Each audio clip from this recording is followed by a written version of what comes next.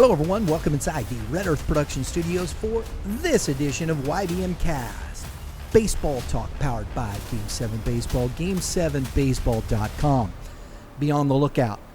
Tournaments are up on the website. Go to Game7Baseball.com. You can see the list of tournaments. You can start preparing for the 2024 season. Winter Workout Tour on track. Nashville, Kansas City, Lake of the Ozarks. We're going to run around the Midwest, have some fun, talk to some youth clubs. It's going to be a good time. Dave Penning, Dave Schmidt. We're going to be on the road. Be looking forward to that coming in February. So make sure you're subscribed. Hit the subscribe button right there. This and right next to it, dingers. Hit a dinger, because that's what we do around here. Get you all your notifications for upcoming episodes, especially the Winter Workout Tour coming up in the early part of 2024. And we appreciate Game 7 Baseball. They've been a sponsor of our show for a long time and love working with those guys. Dave and Dave, they do a great job. Game7Baseball.com. Today on the show, we're continuing our trek of high school coaches, and we have one of the best. Coach Dave Wilson, Staley High School. Coach, how you doing? Oh, doing great. Appreciate you having me on. Absolutely. And back from his hiatus, we have Kevin Moulder, the guru himself. Prep Baseball Report. Kevin, how you doing, buddy? I'm doing great. Thanks for calling in the big guns for my return. I appreciate it. This is a treat. Absolutely. And I did this. I found out through the grapevine. Kevin had said something to me and whatnot. Coach, this is your last year. This is it. 29th year, and I'm going to be retiring and moving to the Lake of the Ozarks and working for my brother. So I'm sure I'll find my way into baseball somewhere. I still got to scratch that itch, but looking to do some different things. Absolutely. I understand that. Hey, 29 years, that's definitely a career right there, man. We should be so lucky, right? Yeah. I couldn't have done it without my wife, I'll tell you that. She kind of held down the home for raising our children and stuff, and I wouldn't have got to do the thing I love to do without her. So she's been the staple. That's awesome. Hey, Coach, I got a quick question for you. So obviously baseball, we got that. Did you coach any other sports along the way? Football, basketball, or have you always just done baseball? Well, I've coached football for 27 years. I'm actually coaching this year. They called me back in for my last season, and so I've always been a football and baseball coach. Coached for many years defensive line in football, and then one year they got desperate and put me in basketball. And I don't know that I drew up many plays, but I was a hell of a motivator. Hey, that's do it, right? Well, yeah, I'd grab the clipboard and realize I didn't know what play to draw up, so I threw it down and started motivating. There we go. When in doubt. Well, congratulations. That's over 29 years. That's touching a lot of lives and impacting a lot of guys. And I've gotten to watch your teams over the years, and you always put a really good product out there. And that's not by accident. We talk about it all the time. You'll see certain teams rise up and have a good year, and usually that's an indication there's a good player or a wave of good players coming through a program. But when you see consistency in a program and they're always at the top, that tells me, that the leadership is right, and you're obviously doing a wonderful job at that program. And I know you've impacted a lot of lives, so congratulations. And Brian, I don't know if you know this, Coach Wilson is coached for us at the Future Games for our select team, which is basically the Kansas, Missouri team.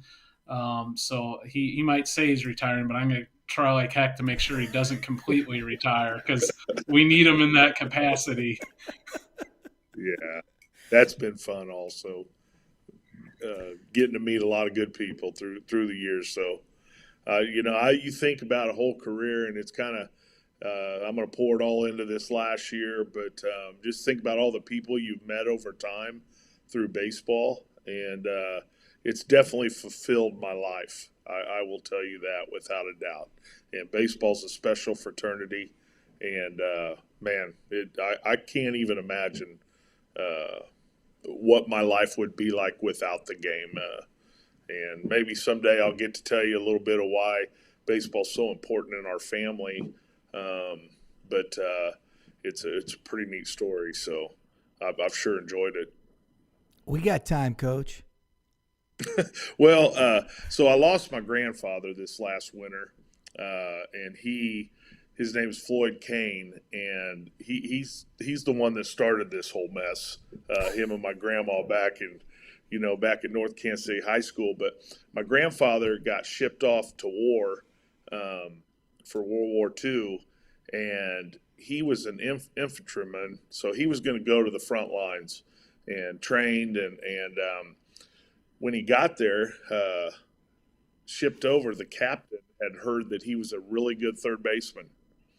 And for morale, they used to play baseball, to keep the morale up amongst the soldiers. So he was brought in by the captain and told that they would like him to move over to be a military police officer and play for the base team. And, when Grandpa told me that story, I was like, oh, Grandpa, you probably were excited.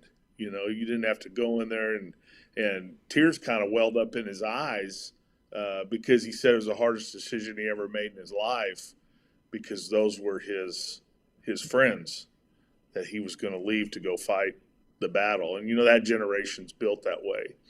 Yeah.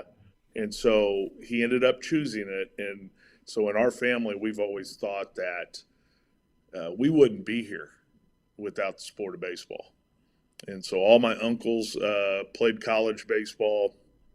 I played college baseball. My older son's playing college baseball, and we've just stayed in the game. I have another uncle that was a coach. And so, yeah, it's a pretty neat deal just to think about what the game's meant to our family and our existence. Wow, that's a great story. That's awesome. I love that. So this area back here is basically production. They do a lot of the artwork back here. They do the production. So any of that stuff that comes in off of, let's say, our fanware stores, stuff that comes in off the team stores, a lot of the coaches wear, a lot of the last minute, hey, we got to have it in the next 10 minutes stuff. That's all comes back here. This area is where all the day-to-day stuff that comes in really goes through. The retail store is its own little entity. This is where the real work is done.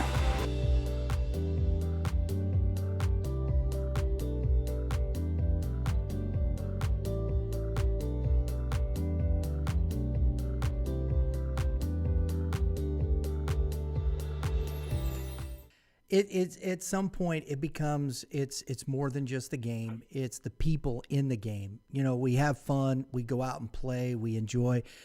We just finished up with 2 Game 7s that I thought was just so fun at the major league level. But the people behind it, it's people.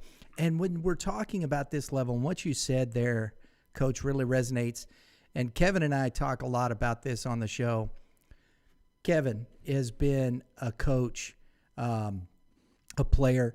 He played college baseball, coming back into the community and sharing that part of the game with other people, being part of the community, helping that next generation within achieve those goals and create opportunities for them to come back into the community. Everybody shoots for the big time, and I think you should. Mm-hmm. But if you don't get there, I think these are the stories to me that are so amazing. And you're back here, and the impact that you've made in 29 years, not only on with your own children, but with the kids and the countless. I'm sure that story's been there. And that resonating, and those kids going off to college, playing ball, coming back, some making it a little higher than others, but coming back and making an impact in their community. Mm-hmm. It's fantastic. I love that. This is why I do Youth Baseball Midwest. Honestly, that's what it's about. Mm-hmm. To me, it's about the community and those types of things, and people like yourself who have been part of that community for so many years. We don't want you, so make sure you give Kevin a call. Make sure you get over and coach. I'm helping you out, Kevin. I know he's got that plug in him, so he won't be good. too hard. So. I know Lake Point real well now. Oh, like mercy. it's the second home. Coach, you've got your last season, Kansas City Suburban. You were close to it last year. I mean, yes. Tough game, and you got a lot of kids coming back this year. First of all, I want to talk about this conference because we're on this side of the state. Kevin is aware of a lot of these teams. Talk to us a little bit about the level of play in the conference you guys have over there. Well, not only is our conference extremely tough because we've got Liberty, we have Park Hill schools in our conference, Oak Park, who had a good year last year. So we've got some really good teams in our conference, but our district is a juggernaut. And, right there at the top is, the last couple of years has been Liberty North and Liberty. And just to get through that is extremely difficult. And we were close last year. We went into the seventh inning last year, 0-0 against Liberty North. And a kid put a good barrel on a ball and it got out in right field. But it was an outstanding baseball game. And you saw a lot of really good plays defensively and just good fundamental baseball. So even though I came up on the short end of that and our team did, I was glad to be a part of a game like that because, Ryan Stiegel being a good friend of mine, it was a neat ball game between both of us. And we've had several like that. So, yeah, the last three state champions have come out of your conference. And I remember first getting into this on the PBR side and, going through the conferences. And when districts came out, I was like, man, there's 3 or 4 teams that could win the state championship out of this district. And, 3 of them are going home and only one will be able to win it. And I think that year it was Liberty that won it. But, yeah, I mean, that's an iron sharpens iron type deal. You will be tested. And we talk about this all the time. You have no choice. You have to play a tough schedule because if you don't, you're going to get exposed in a hurry because there are very few off days, if any, during your calendar season in the spring.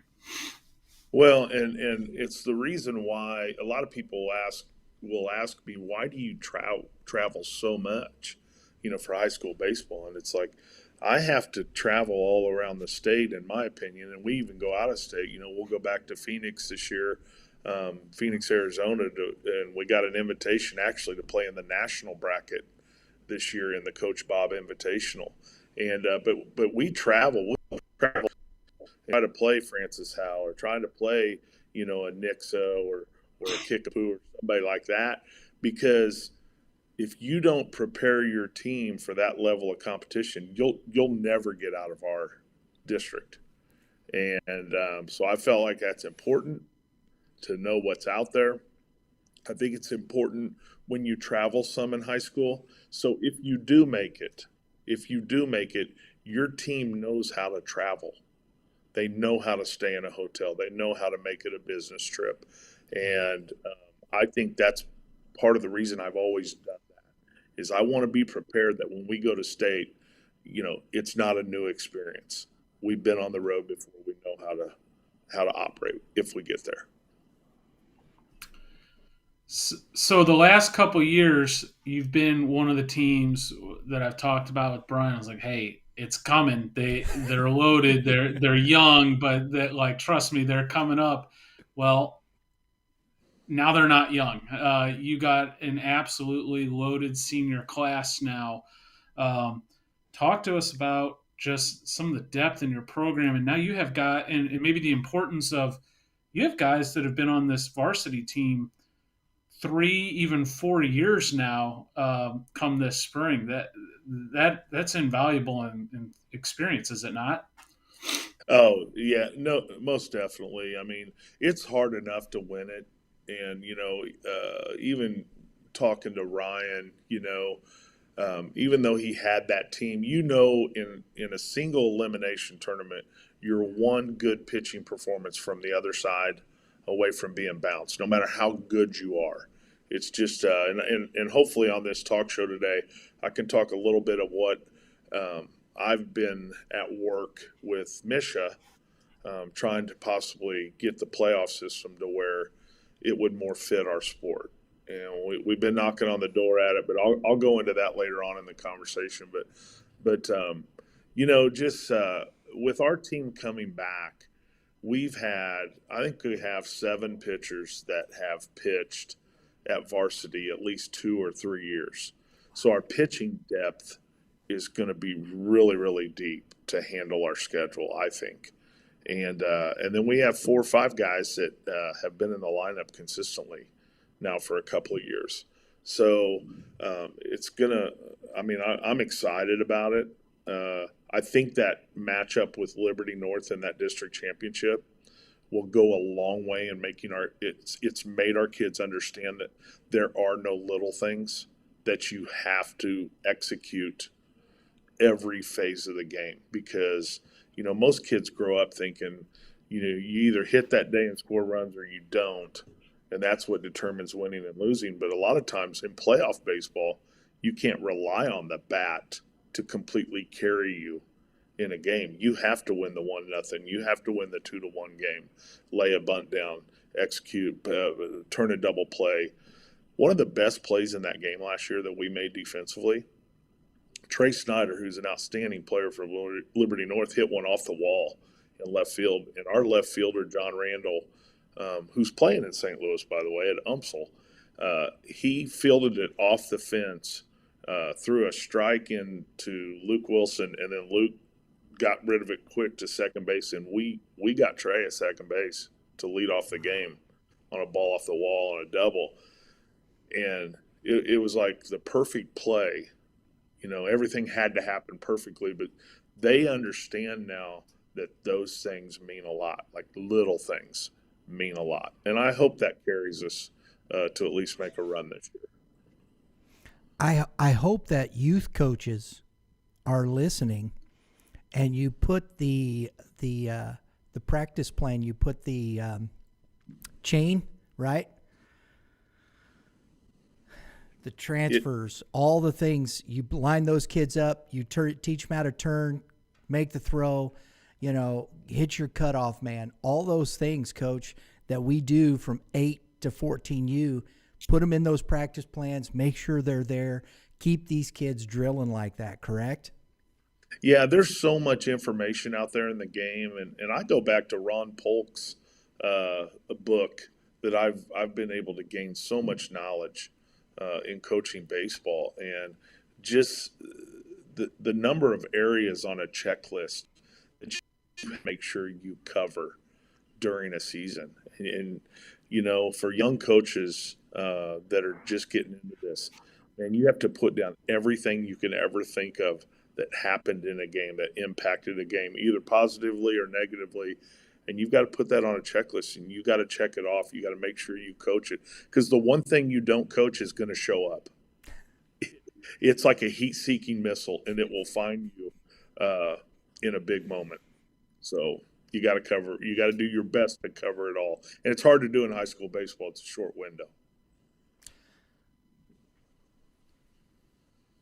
That's where having a good program comes into play, because I'm guessing these kids are learning this as freshmen and sophomore, even if they're not on the varsity ball club.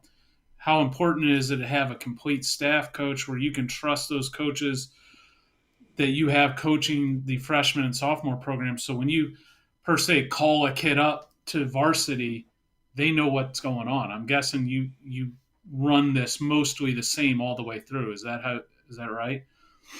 Yes, and at the freshman level, I always call freshman year the discipline year. I mean, that's really where they're kind of learning the discipline of your program. And that by the time you get freshmen, that's the year they usually play multiple sports, and they're tired at the end of the year. So you really got to crack down on them. But it's a big discipline year. Then you go into the sophomore year, they start competing against older guys, and you're trying to overcome that mental hurdle. And then the junior year, is a big year where all of a sudden recruiting starts to enter into play with some of the players, and kids start figuring out, where do I slot, where do I fit? And then obviously the senior year for a player and a coach, in my opinion, is a big relationship year. It really is, but it's all been built from the very beginning, and it's really neat to watch kids grow. That's the part I've enjoyed more than anything. I've been fortunate to win a lot of games and win a state championship in both sports, and believe me, that's awesome. You can't replace those memories. But watching the growth of kids over time has been the biggest success I've ever, had as a coach. And I've always felt like, as a coach in both sports, my goal is to make them not hate what they loved. And, to get them to come back the next year and want to be better. And I feel like if I've done that, I've achieved the ultimate victory. And because I know, and you guys both know, that if you do that, they're going to go out into life and they're going to be better people. The game's going to end eventually. Believe me, my goal was to be a Major League Baseball player. It wasn't in the cards. But the game made me a better person. And the honesty of the game made me a better person. So I've enjoyed that part of it more than anything. Well, Brian, it isn't hard to see over these first 25 minutes here why Staley has racked up the amount of wins and victories they have over the years. Coach, all right, I'm going to put you in a tougher spot now. Let's talk about some of these seniors, because you have some guys with some serious ability. You have, by my count, 8 guys committed, and I might be off on that. We got Kenton Unruh heading to Bradley, Jackson Glick heading to Pima Community College, first baseman.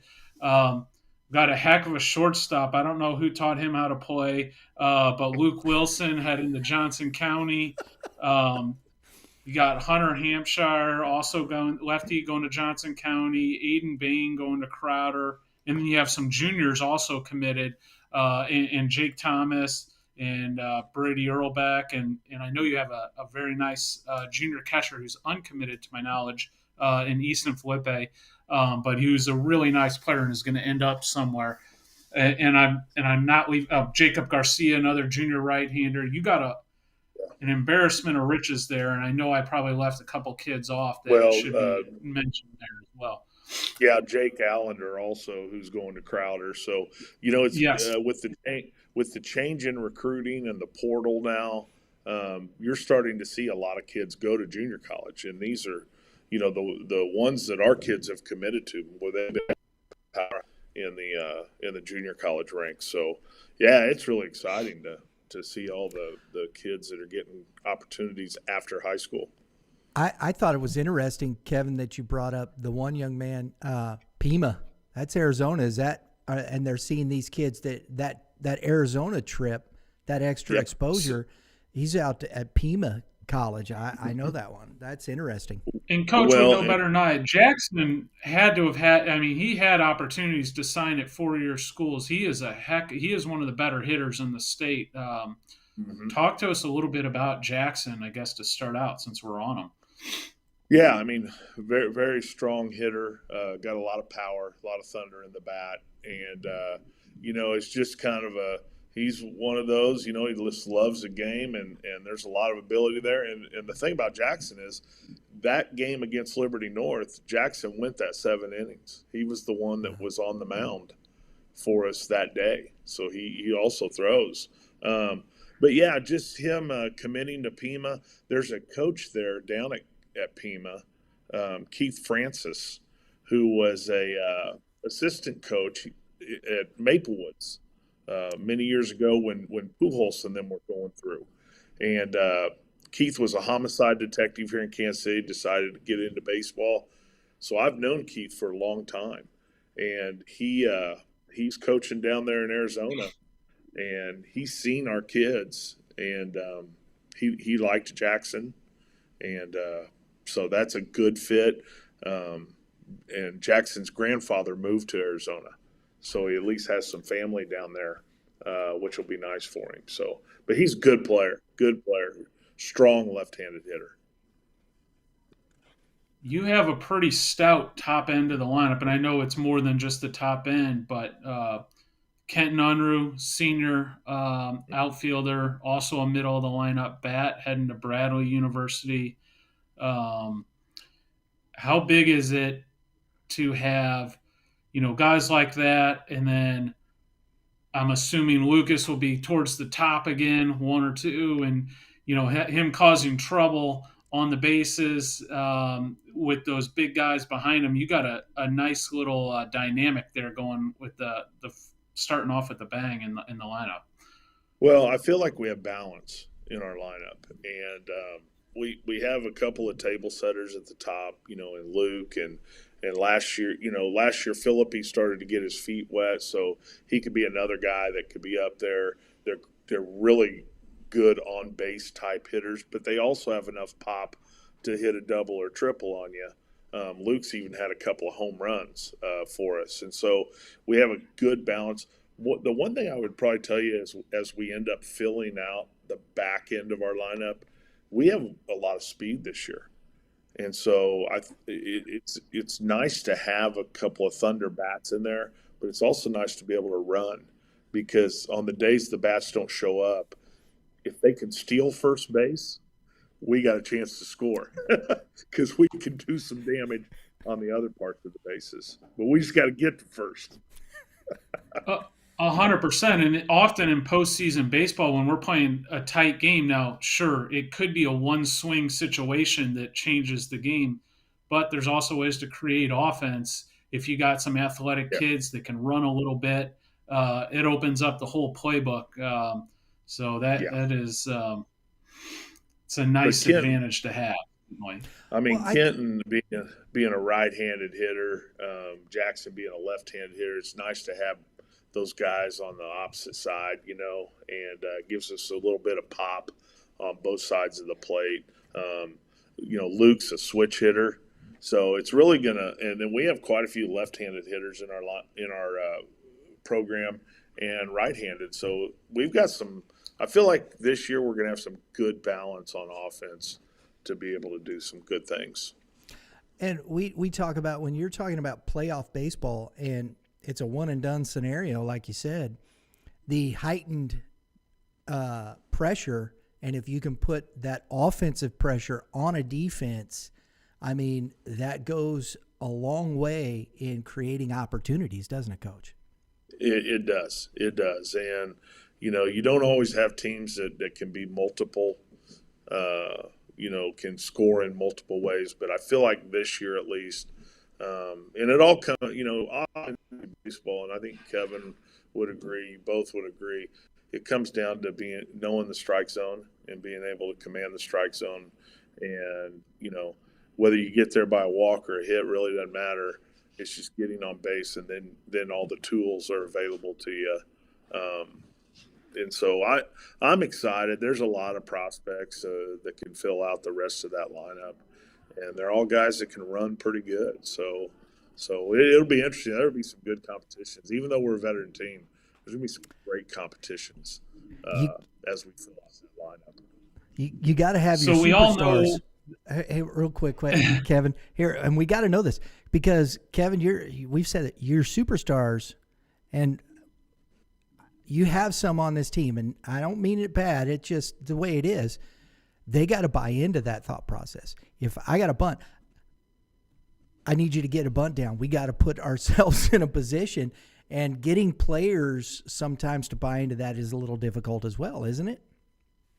Well, it is, and I will tell you without a doubt, this team started to roll last year when we started utilizing the bunt, and our kids did buy in because we won some games by doing that, some tight games against good teams, and our kids, man, it started to catch fire, and so even Jackson Glick and Kenton Unruh, they'll lay down a bunt in a heartbeat. And they don't care. They like that. They love the feeling of coming back to that dugout and the whole team's outside that dugout, just waiting to congratulate you. So, when they're young, sophomores, juniors, they don't get that as much. But I've always felt like when you get to senior year, kids care about winning. That's what they want to do when they're seniors. And, unless you just got really couple selfish players, which these guys aren't. Luke Wilson, Kenton Unruh, Jackson Glick, I can go down the line. There's several of them on this team that I haven't listed, but they want to win, and so they're willing to do anything to win ball games.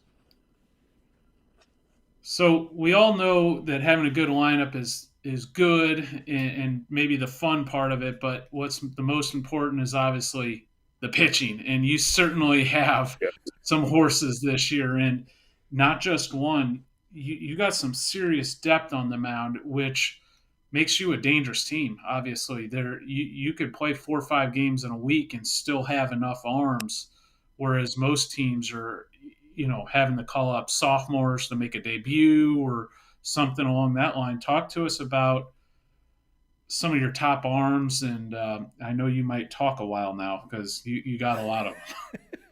There are. I mean, Brody Earlbeck, junior for us, it's committed to Iowa. He really got hot down the stretch last year and was a guy that, he ended up pitching a great game against Blue Springs South. He pitched the Liberty game in districts. He's really a kid that can reach the low 90s and has outstanding off speed. So you've got him. You've got Hunter Hampshire, who's a left-hander with a little bit of a quirky delivery, an arm angle, and he's tough on left-handed hitters. He really is, and so he's won a lot of games for us. And then Jackson Glick, also being a left-hander, so having 3 lefties right there. That are returning with experience, and then one that didn't get to pitch last year, Austin Perry, and he had shoulder surgery last year, but he pitched varsity as a sophomore and then had to sit out the entire season. So he's coming back. So we have 4 left-handers, and then not including Cale Lawrence, who's also a senior. He makes our 5th left-hander that we have on the staff. And then you go to the right-handers. Jake Allender, who's won a ton of ball games for us, going to Crowder, and then Bond going to Crowder. I mean, we've got a lot of guys that are mid to upper 80s, getting near 90, that are on our staff. And we just had one commit to Butler University, and Jake Thomas, who hasn't pitched varsity yet. So we have a lot of arms. The key's going to be getting them time. But here's what I love about the depth of the pitching. If a guy, let's say a pitcher comes out and he doesn't have his best stuff, and it's early in the game, you can pull him with confidence that you can bring another guy in that's going to at least give you a chance to win the game that day. And you can bring that guy back later on in the week, and because he had a short outing. And that's what the key to depth is not having to fight through so many, when they don't have their best stuff. He'll just bring another guy in and regroup and let that guy come back later in the week. So it's gonna be fun and interesting. We will still have some battles for innings there. I mean, there's our ace could be anybody on any given day, out of those top 4 or 5. So it'll be fun. I feel bad for you, Coach. Hey, we went through the growing pains with it too. Yeah. Those guys early on, there were some tough days, as sophomores, but they're growing up, and and they're motivated. So that's the key. Wow. Talk to us a little bit, and I know I'm putting you on the spot a little bit here, Sure. but this is well deserved. Luke has had a heck of a career, and I remember seeing you at one of the early season opening tournaments over at Creekside, and wondering why hadn't he called up Luke to the varsity team yet? And I kind of understand the position that you're in, and making him earn everything, and also the dynamics of father-son coaching. But it's had to have been super rewarding, and he's certainly turned into one of the top infielders, shortstops in the state. He is a heck of a player, coach, and you've done. You got yourself a great young man and a heck of a ball player. And he's not the only son you've coached that's gone on to play college baseball. Talk about how rewarding an experience that's had to have been, and what a special way to end your career with Luke in his senior year. Well, first off, I'm so proud of him. I can't tell you how proud I am of that young man. It's not easy being the coach's kid in high school, and especially when you come up early and you're playing on varsity and stuff. So going through that, he dealt with that really well. And, and I know it wasn't easy on him because my older son was able to later tell me what that experience is like. So that first and foremost, very proud of him in the classroom. He's a 4.0 student, and he works hard. He's a kid that I don't have to in fact, the work he does, I couldn't even help him with if I tried. Yeah, he's a really good kid in the classroom, and has done well there. And just his passion for the game over lifetime. I mean, the kid spent his whole life in the dugout, and where I love Luke's game. I love it in a lot of areas, but defensively, man, he is quite the player defensively. And I hope I'm not putting a target on his back for his senior year, but I'll tell you what, he has worked so hard at that side of the game. And, all kids love to hit, but when you get a kid that loves defense, man, they can really turn into a really good player. And so anyways, I'm just so proud of him. I think he is a very good player.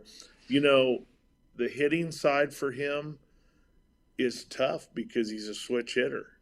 If he could just concentrate on one side, hitting's always going to be difficult. But man, when you're trying to do it from two sides of the plate, it takes twice the work. And so I'm proud of him. And that was his choice. The only thing I had as a dad was once he asked to do it when he was a little boy, I said, you don't get to go to your natural side in tough spots. You got to see this through if you're going to do it. And there was no, hey, can I hit right-handed, today? No, you got to stick with it. Growing up, we alternated every at-bat, and that's how he became one, and he's worked real hard at it. So very proud of him. You should be. That's a dynamic offensive player. I've seen him a number of times, and he might bang a double or triple one at bat. Then I've seen him bunt for a hit and steal second base in like a 2-pitch sequence. So that's a dynamic table setter to have at the top of the offense. And we already talked about some of those big guys you got behind him. They're going to be the real benefactor because if he gets the running game going and starts creating distractions or getting those guys extra fastballs, that's kind of the inner nuances of the game that he kind of creates where that didn't even show up in the box score, but he should certainly get some credit for that. And that's what that type of player can do for an offense. So it's a dynamic table setter there you have to start to have at the top of your lineup. Well, I was really Johnson County, recruited him. We have a former player, Mikey Yeager, who was an outstanding player for us at Staley, and he's assistant coach there, so he's known Luke for a long time. I think it's a great program, and I'll tell you what, if once he gets there, and he had some 4-year offers, he had some really good schools. He just wasn't ready academically to pick where he wants to finish his 4 years, and thought Johnson County would be a great option to get better as a baseball player. But if some of these schools down the road can get over the size part, which I've never understood, how some of them are kind of stuck on that with certain players, but they're going to get a heck of a baseball player out of him. I want to get back to this as we end here, Coach. You alluded to the conversation with Misha. I think it's interesting. I don't know if you knew this, Kevin. I didn't know this, but from our conversation with Coach Stiegel, the way you guys do your conference games, you play a 3-game series at the end of the week. That's what he was talking about. You guys play 3-game series with your conference opponents for your conference games, which I think is a outstanding idea. Now we're close to it here on the Tuesdays and Wednesdays in the GAC. Play Tuesdays and Wednesdays. You have a home and home. I think that's a great idea in baseball when you're talking about your conference. I wish we would. I think it would be nice, and I think Misha is working to do that. It's like you said, within your conference, within your district, are you playing your district teams in conference? How is that working? Is the conference setting those things in that place? So when you work to your seeding is set upon your record against your district foes, and how are those working on that side of the state? Well, they only did that in the gold. That they did that this year, and those guys liked it, but they only had 5 teams in their conference. Okay. So that kind of made a difference in that area. I personally have never done that. I think it would be good in our conference, and they didn't do it this year, but it would be good if they went ahead and went to a Tuesday and a Wednesday. Because it'd be nice to have the 1 and then the 2 throw in that 2-game sequence. But, the guys in the Gold Conference loved it. And but they had to play more games because for some reason Kansas City went to 5 different conferences that year and smaller, and now they're back at. I don't think that's going to happen again. But I heard it was pretty neat. Your thoughts on that, Kevin? Yeah, I'm with Coach Wilson on this. I like the Tuesday, Wednesday back to back, forces you so you can't see someone throwing in the same pitcher at you every time. Now a 3-game set would be nice, but it kind of sets up nicely. So you play Tuesday, Wednesday, and then at the end of the week you can go play those tournaments or play some outside competition, maybe travel across the state or to a different area, and on a Saturday or Friday afternoon go play someone a little bit different. So I do like what that provides you on if you're playing that Tuesday, Wednesday conference schedule. But I do absolutely think that Misha and the coaches need to take a very hard look at the postseason format, especially in district play, and get some sort of double elimination set up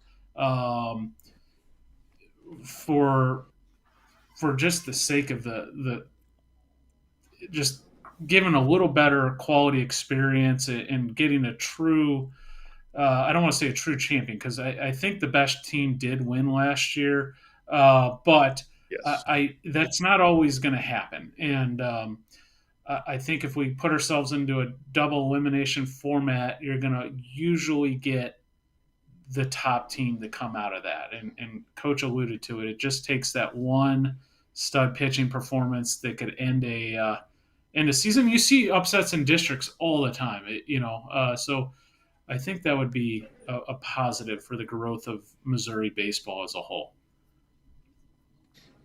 I can tell you what. So I've been on the MSHSAA advisory committee for 3 years, and we've written a proposal 3 straight years. And the day that we're there, the 8 coaches that are in the room have voted unanimously for it. It's been 8-0 pretty much every time, unless there was a coach that wasn't there. Well, once it goes from there, it goes to the person that represents baseball for MSHSAA has to post that argument, or at least post that what we've come up with to the overall committee, and then they vote on whether they want to change that or not. And so it usually comes down to, in the end, the superintendents that are on that advisory board and the MSHSAA, they have to agree to it. Here's what we've proposed, and I'm going to talk about it this year at our state clinic. So when we moved to 8-team districts, like 8 teams in there, those were larger districts, and we lost a playoff game in the middle round because they went to such large districts. So we proposed that your first game of districts would be single elimination. And then after that first day is played, the 4 teams left would play a double elimination tournament to determine the winner. And then in the second round, you're going to come up with 2 teams. And that second round would be a best 2 out of 3 to determine who goes to the Final Four. And so that is what we've proposed. And we have not been able to get through the door. And I after this, I'll send you what we've written up to try to do it. It is finally going to go on the questionnaire, though. Oh, so we've broken through there to where at least it will go to a vote amongst ADs and principals or superintendents across the state. But man, I'll tell you what, it's been a fight just trying to get to that point. And what's unfortunate is, but I hope it happens. I'm going to keep working on it for the future. Coach, maybe you could be in an administrative role with MSHSAA. I feel like what's unfortunate is oftentimes the people making these decisions are having maybe a football background or a basketball background. Yeah. And baseball is just clearly a different sport. All you have to do is kind of look at the pro level or like the NCAA level. Football is a single elimination sport. You're not playing back-to-back days. It's a different deal. Right. You look at March Madness and the success there. That can also be a single elimination sport. But in no other levels of baseball do we have single elimination. You look at the College World Series, and even the regionals. You look at Major League Baseball. Now, I'm not advocating for a 7-game series in high school baseball. Right. That we're not ready for that pitching wise. But a double elimination is certainly, advantageous for baseball. And I think it takes someone that has been in baseball to understand that it's just different than the other sports. Well, and if I have time here was our criteria for it. Number one, it increases player participation.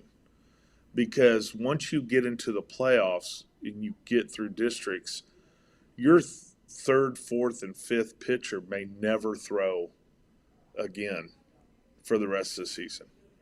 And so one of the things that principals and superintendents and MSHSAA, they want to see is, what are the benefits of it? Well, it's going to increase participation in the sport because those guys are still going to come into play during the playoffs. The other thing that we argued, or the criteria, baseball is a unique sport because we're the only sport that when you play each game, so like during districts, you're not putting the same 9 out there like you are, so in football, you're going to play the same quarterback in every playoff game. Basketball, you're going to play the same point guard. In soccer or volleyball, I think it's the libero is going to be the same one every game. But in baseball, because of safety, our pitcher can't play the next game, or he can't pitch in the next game. So that's why we're unique. And the beauty of the sport is testing the depth of the sport. And I think that's what makes the sport great. And so it needs to change. It's time. But our state association has to jump in there, our baseball state association, and people like yourselves we have to be talking about it, and we have to be on the same page for it to happen. And I think it eventually will. Well, I think it's the right idea. I think there's some questions and then, one of the things that's interesting, Coach, is, what levels do you go down to? I don't know that you can carry that type of thought process into, say, a class 1, 2, 3, even maybe 4. Right. Because just the size of the schools. So, will they do that just for these top classes? And I think, is that a question that you've been asked Yes, about?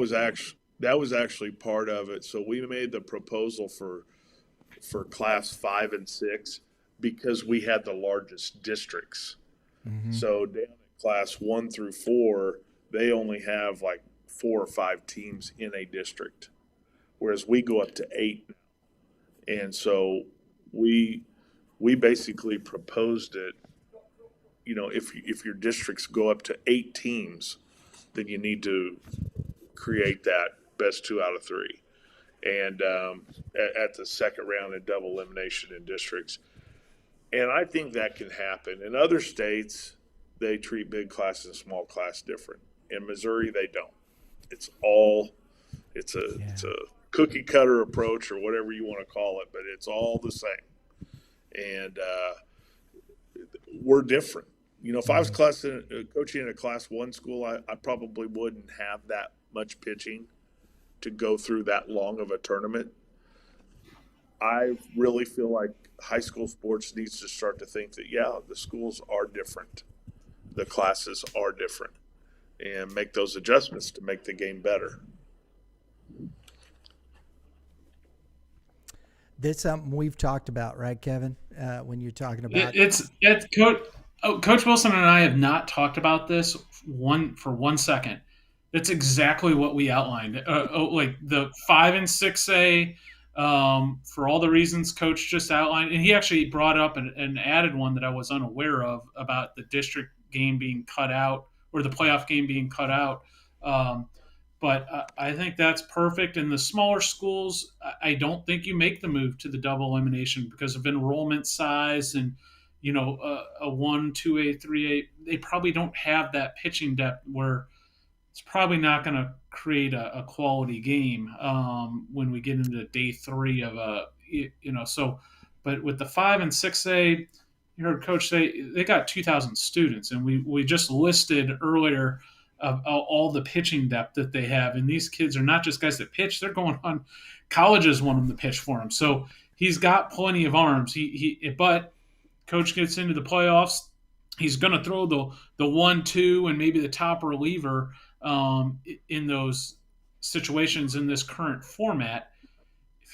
If they're put into a double elimination format, he won't have a choice. He will have to pitcher 5 and 6, and I think that is more of a true indication of who has the best ball club as a whole. Personally, just so you know, the guys. I mean, I've talked at length about this with guys like Ben Bear, Ryan Stiegel, Kirk Bragg, Justin Tao, Tony Perkins. I mean, and I could name more. We all feel this way, and Stiegel even said it on your show. And I asked Ryan, could I use this for the argument? And Ryan's like, absolutely, because we all, even though he was in a great situation with Tate, where he made it to that championship and then Tate threw 3 games in a row, he knows that that's not the way baseball's supposed to be. And, we want to make the game better. We all as coaches know we're going to have times where we're really talented and times where we don't have as much talent. it isn't about our particular programs when it comes to this. It's about making this game the greatest game in the world and doing it at our high school level. And that's our goal and that's our dream. Well, let's and just perspective. Let's do this. And I think this is interesting, Coach. I love this conversation.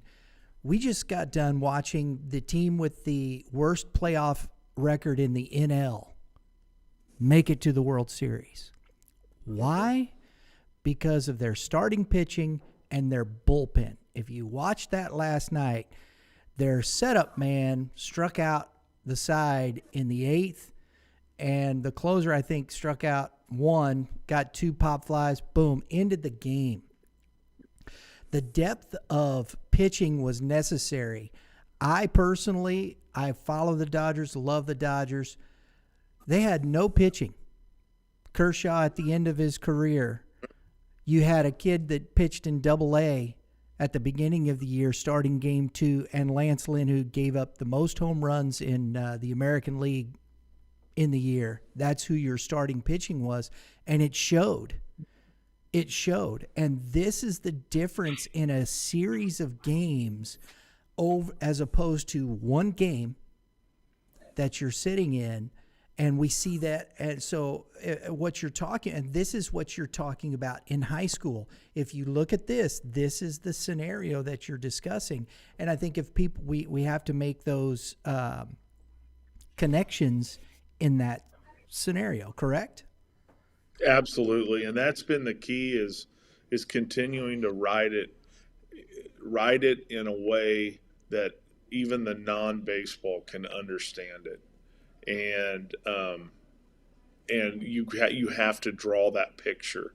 And I know that myself and the committee have done the best job we can in trying to draw that picture. And I tell the other coaches, we have to continue to get better at that, of explaining why we want to do it.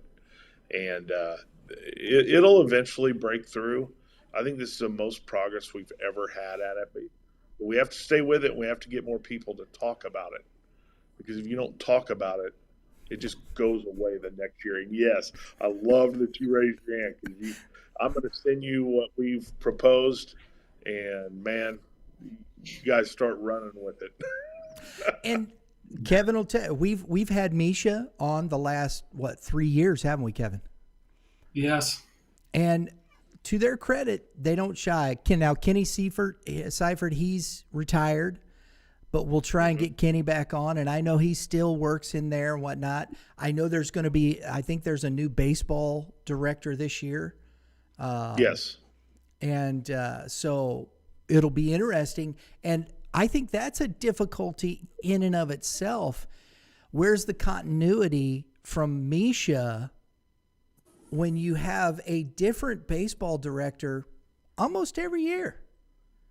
Yes. How do you find the continuity in what you're trying to accomplish and where you're going and whatnot when it's from last year to this year, the next year? Is it going to be the same guy? How do we do this? Well, he's got a different agenda than this guy. And I think these create hurdles and difficulties within the sport. Yeah, and the guys that have been our director, I mean, they go in and they present the argument, but it's a tough spot Yes. to be in, especially if you haven't had longevity in that position for a while. So I don't fault them at all. They got to do their best they can when they go in there. But, the hard part for me is we don't have anybody that goes in to be part of that proposal. You don't have one coach in there. It's just you're the person in charge of baseball and then the committee. And so it's tough, but I think we've presented a good enough argument now. It got on the ballot to the questionnaire. Now it has to be baseball coaches across the state, and then people like yourselves have to be willing to talk to the people that are on that committee and explaining why this is a good thing. That's what's going to change minds. Danny Clemens was our superintendent at North Kansas City School Districts. He he was part of that advisory committee, or the big committee that votes on it, and he was the only vote yes. And so we've got to get more of those people understanding what we're trying to do, so we would have that, it'll pass then. But it takes a lot of work, and superintendents, they have to worry about what's it going to cost, the fiscal responsibility and stuff like that. So they usually have to vote on things like that.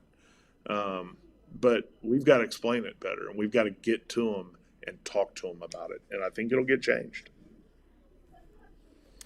And Kevin, you know this. We talked with Doug Fessler last year.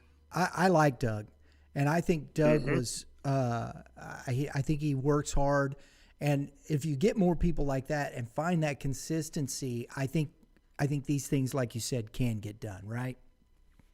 Absolutely. And Doug was really good. He listened to us. He knew what we were going in to fight for. And I've had some very, very good talks with Doug. And the thing I like about Doug is you can be open and honest. And he knew, and he went in there and he said, I fought for it. And at least we've got it on the ballot now. We've got it on there. Now the chore is getting to the Danny Clemens of the world and saying, this is why this is important for our game and how it's going to benefit kids. Number one thing with MSHSAA, how's this going to benefit kids? Gotcha. Well, there you go. Kevin, final thoughts, questions? No, Coach has me fired up, getting ready for this spring. I am looking forward to seeing Staley this spring, and I guess first and foremost, Coach, thank you for all your service to Missouri high school baseball and all the kids, and also good luck this spring, and also good luck preparing your kids for the season. Absolutely. I appreciate it. Kudos. We'll be following. We'll be watching. We'll keep up to date. Folks, Coach Dave Wilson. Can I say one more thing? Yes, please. Can I say one more thing? I just want to thank you guys because what you're doing for high school baseball is needed to be done a long time ago, and what you do to bring attention to it, I can't thank you enough. It makes me feel like baseball's headed in the right direction, and you having the show, it's unbelievable. And I hope it just continues to grow and grow and grow because these kids work hard at this game, and they deserve some recognition out there. Well, we appreciate that, Coach, and it doesn't work unless you guys. I love the willingness, all the coaches, the willingness of the coaches, the willingness of this gentleman at the top of the screen here, Mr. Moulder, who puts in the time and works with us, and we have a lot of great partners in this. That shows you how willing the baseball community is to share information and it is a great community. It really is. And people like yourself and what you've done for the game. And we just want to highlight that and talk baseball, because you know what, at the end of the day, there's enough other nonsense we see. We'd like to just enjoy talking some baseball, right? Every now and again. Absolutely. I was about to say, we have fun doing it, don't we, Brian? Yes, indeed, we do. And you guys made my day today. Well, you made ours, because it's just this has been a great show and great content, and just the level of Kevin. This. We've talked about this, Coach, and I know the level of baseball in this state and the recognition it's starting to get on a national level. And, I think Kevin's been a big part of that with Prep Baseball Report and the future games and all these kids. And we're starting to see this because you're right, Coach. These kids are working hard.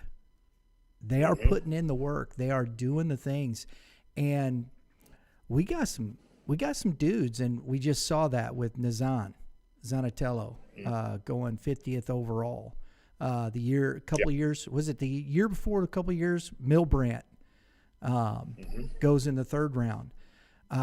We're seeing some of these kids and the fruit of their work, and the coaches and the clubs and the Legion and everything that's involved from 8U up to high school, through high school. This is why we do this, because we want to bring that attention to gentlemen like yourself and talk baseball, so that people understand there's a lot of work being put into this, and people that care about not only the athlete but the person. Well, I can tell you this: I've taken teams all across this country in high school and played anywhere from Florida to Arizona, and state of Missouri can compete with anybody. I'll tell you that right now. So that's the way I feel. Oh yeah. I love it. Now you're right, Kevin. I'm fired up too. Let's go play ball. Let's go play. Skip winter. I'll bunt. Hey, yes, please skip winter. That's about all I can do, because I don't know if I can get to first base anymore. Oh, yeah, I definitely need a pinch runner. Oh man. Again, thanks a lot, folks. Thanks for tuning in. We do appreciate it. Remember, if you like what we're doing, please hit the subscribe button, and right there next to it, that dinger, hit that dinger, because that's what we do around here. We hit dingers because, I know the bunt's good, but chicks dig the long ball, coach, There you go. And so that'll get you all your notifications for upcoming episodes of Youth Baseball Midwest. So until then, everybody have a great day in the Lord. All you hitters. I went the wrong way. All you pitchers. Kevin, what do pitchers got to do? Keep throwing strikes. There you go. Coach, do you have some advice for the hitters? Well, what was it old Babe Ruth used to say? Just keep swinging. He was all-time led in strikeouts, but he just said, keep swinging, man. Good things happen. So there you go. That's Can't argue with the Babe, right? right. Yes, sir. Folks, we'll see y'all next time.